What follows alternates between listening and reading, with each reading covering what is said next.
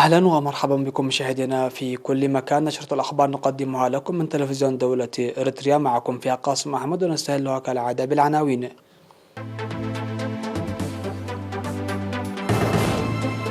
إصابة 95 مواطن بفيروس كورونا اليوم.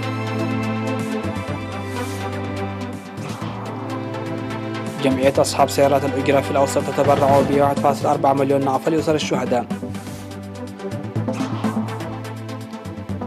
تنمية البساتين في فورتساوا تحدث تطور ملموس. وأمريكا تصادر مواقع إلكترونية إيرانية ومواقع تابعة لكتائب حزب الله. حركة طالبان تسيطر على أبرز معبر مع طاجكستان شمال أفغانستان. ووزير الخارجية الأمريكي يبدأ جولة أوروبية بيستهلها بألمانيا. أهلا بكم إلى تفاصيل النشرة، نستهلها بهذا الإعلان من وزارة الصحة. أعلنت وزارة الصحة أن الفحوصات المخبرة التي أجريت اليوم 23 من يونيو في مراكز العزل بأقاليم الأوسط والجنوب والقشبركة وعنسبة أظهرت إصابة 95 مواطن بفيروس كورونا، وظهر 73 من الإصابات في أسمرة بالإقليم الأوسط، و26 في الإقليم الجنوبي، 17 منها في مندفرة، و6 في عدغيح، وواحدة في صنعفة، وواحدة أيضا في عدغالم، وكذلك واحدة في حديدة، و16 في حاضرة إقليم عنسبة مدينة كرن، وكذلك 16 في القشبركة، 10 منها في علي قدر، و4 في غردات، وواحدة في أم حجر، وواحدة أيضا في أديبرة.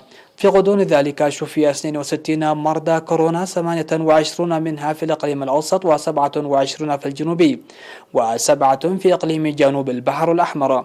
وبهذا بلغ عدد المصابين بفيروس كورونا في البلاد حتى الآن 5603 شفي منهم 5770، وتوفي 21 مريض كورونا، فيما لا يزال 504 مرضى يتلقون العلاج في المستشفيات. وزارة الصحة 23 من يونيو 2021. أفادت جمعية أصحاب سيارات الأجرة في الإقليم الأوسط بأنها تبرعت في إطار المبادرة المتخذة لمساعدة أسر الشهداء منذ عام 2015 وحتى 2021، تبرعت بأكثر من 1.4 مليون نوفا. وأوضح رئيس الجمعية السيد منقس جلا ميكائيل أن رعاية أسر الشهداء مسألة تخص جميع أفراد المجتمع ولا تتطلب إلى النداء، مؤكدا بأن الجمعية تمنح ذلك أولى برامجها. وذكر الأعضاء بأن مبادرة مساعدة أسر الشهداء اتخذت بتوعية كاملة من كافة الأعضاء، داعين تنظيم جيد للعمل النبيل ذو دلالة ومعنى رزين ورسالة هامة. بدوره قال مسؤول الإدارة والمالية للجمعية السيد منقس أباي أن الجمعية تعمل بجدية لتنفيذ توجيهات لجنة المهام العليا عامة وخاصة مكافحة جائحة كوفيد-19، وقد بدأت هذا العام المساهمة في التبرع الطوعي للدم. وتوضح مستندات الجمعية بأن 954 سيارة أجرة توجد في الوقت الحالي بالإقليم الأوسط في نشاط دائم.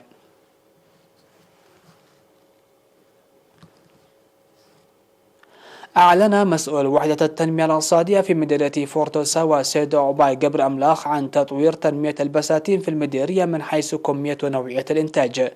وأوضح السيد عباي تنمية أكثر من 200 بستان في مساحة تقدر ب 1600 هكتار على ضفاف وادي ساوا، وتنتج تلك البساتين سنويا ما بين 300 إلى 350 كنتال.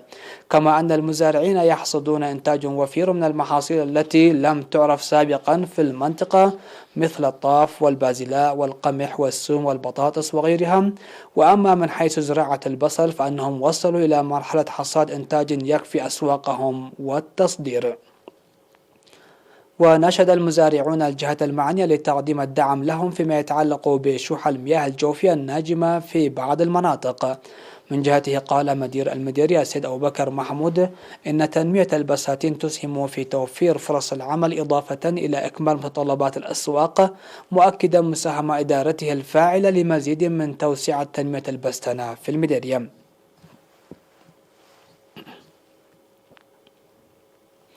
تبرع الإرثيون المقيمون في مختلف الدول العالمية بمناسبة 20 من يونيو يوم ذكرى الشهداء الأبرار في إطار فعاليات إحياء الذكرى لصالح تنمية صندوق أمانة الشهداء. ووفق المعلومات الواردة تبرع المواطنون في أويل الجنوب السودانية 4190 دولار، وفي هارسبرغ بنسلفانيا 2239 دولار، وفي لواندا الأنغولية 3862 دولار، وفي أبو ظبي بالإمارات العربية المتحدة 10540 درهم. في غضون ذلك تعهد المواطنون المقيمون في براسل الفرنسية وبراسلس البلجيكية وكذلك في مختلف المدن الإيطالية وكندا والولايات المتحدة الأمريكية في إطار فعاليات إحياء الذكرى المجيدة ذكرى الشهداء، تعهدوا لتنفيذ أمانة الشهداء وتبني أسر الشهداء. ذكر مكتب التعليم في مدينة شامبيقو إقليم القشبركة لمواصلة الجهود الجارية للحد من القصور والمفاهيم التي تؤثر سلبا على العملية التعليمية في كافة المراحل التعليمية. وذكرت التقارير التي قدمها مدير المدارس بأن جلوس بعض الطلاب للحصول على التعليم الأكاديمي النظامي في الخيم التقليدية إضافة إلى اهتمام الأسر والطلاب المنخفض بالتعليم يعتبر أهم عائق للعملية التعليمية، مناشدين الدفع بعملية بناء مدارس جديدة بمواصفات عصرية وتفعيل الأنشطة الجارية لرفع وعي المجتمع. من جهته قال مسؤول مكتب التعليم في المديرية الأستاذ سوى ميكائيل أرأيا إنهم أنجزوا أعمال جيدة بالتنسيق مع الشركاء تمثلت في إكمال نواقص المستلزمات التعليمية، وأن مقاطعة التعليم الظاهرة بعد تخفيف إجراءات مكافحة كورونا تؤشر بأن هذا الجانب يحتاج إلى جهود إضافية. من جهته ذكر مدير المديرية السيد كحسي أسرات أن الحد من العوامل المؤثرة سلبا على العملية التعليمية مهام لا تتطلب التأخير، مؤكدا بأن إدارته ستعمل بالتنسيق مع كافة الجهات الحكومية في هذا الشأن.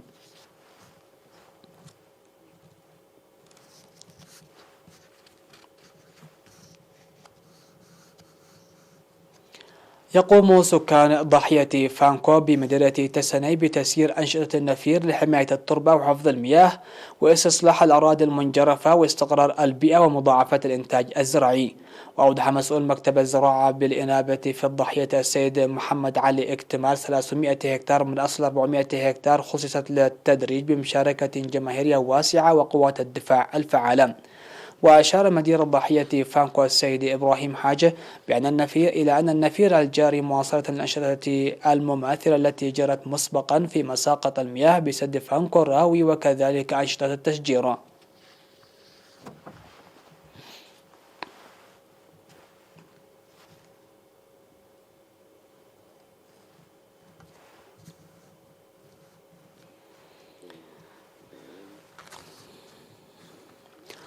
مشاهدينا فاصل قصير ومن ثم نوافيكم بالأنباء على الصعيد العالمي، فكونوا معنا.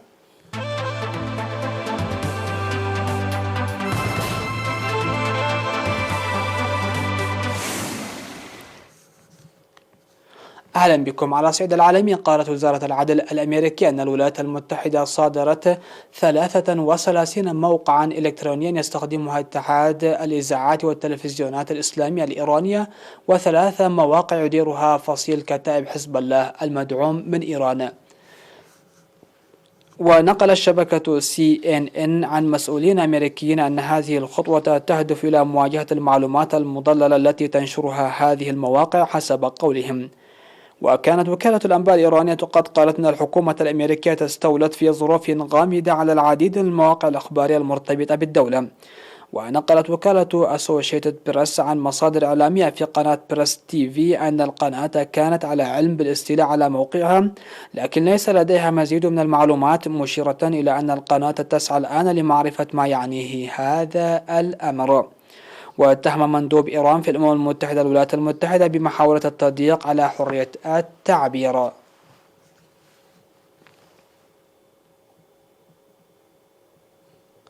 سيطرت حركة طالبان على أبرز معبر حدودي مع تاجكستان في شمال أفغانستان، وكذلك على المناطق المؤدية إلى قندوز كبرى مدن شمال شرق البلاد، كما قال مسؤولون محليون.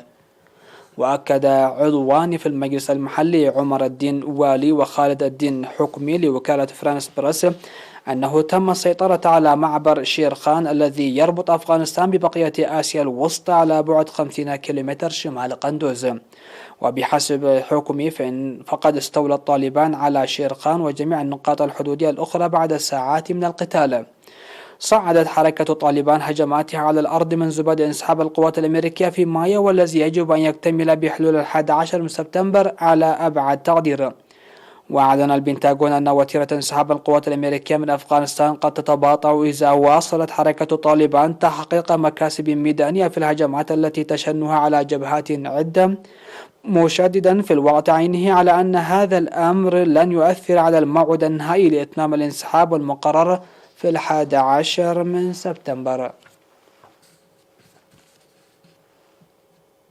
بدأ وزير الخارجية الأمريكي أنتوني بلينكن جولته الأوروبية التي يستهلها بزيارة ألمانيا، ويجري خلالها مباحثات مع المستشارة الألمانية أنجيلا ميركل ووزير الخارجية الألماني هيغو ماس لإعادة تأكيد التزام الولايات المتحدة بتعميق العلاقات بين الولايات المتحدة وألمانيا والعلاقات عبر الأطلسي. وذكرت وزارة الخارجية الأمريكية في بيان نشرته عبر موقعها الإلكتروني أنه من المقرر أن يناقش المسؤولون الثلاثة سبل التعافي من جائحة كوفيد-19 ومعالجة أزمة المناخ ومواجهة التحديات التي تفرضها الصين وروسيا. وأضاف البيان أن وزير الخارجية الأمريكي سيشارك في مؤتمر برلين الثاني حول السلام والاستقرار في ليبيا. وعقب زيارته إلى برلين يغادر وزير الخارجية الأمريكي إلى باريس وروما مع جدول أعمال مثقل على أن ينهي جولته في 29 من يونيو في مدينة ماتيرا الإيطالية بلقاء مع وزراء خارجية القوى العالمية الرئيسية الأعضاء في مجموعة ال20.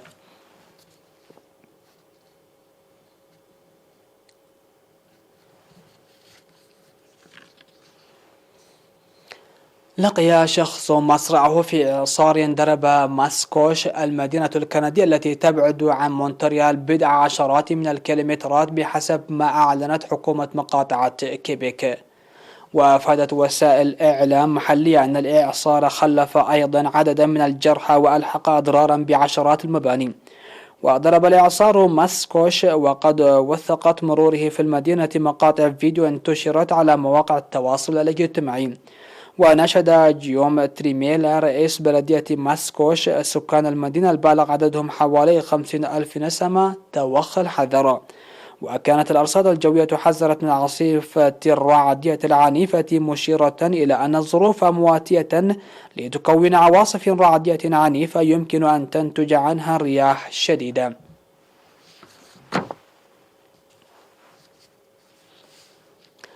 مشاهدينا، نهاية النشرة إليكم هذا أو أهم ما جاء فيها.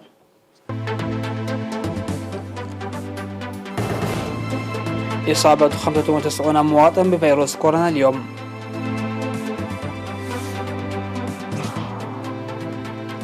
جمعية أصحاب سيارات الأجرة في الأوسط تتبرع ب 1.4 مليون نقفة لأسر الشهداء. تنمية البساتين في فورتساوا تحدث تطور ملموس. أمريكا تصادر مواقع إلكترونية إيرانية ومواقع تابعة لكتائب حزب الله. حركة طالبان تسيطر على أبرز معبر مع طاجكستان شمال أفغانستان. وزير الخارجية الأمريكي يبدأ جولة أوروبية يستهلها بألمانيا. هكذا انتهت نشرة هذا المساء. شكرا لحسن الاستماع والمتابعة، ودمتم في أمان الله.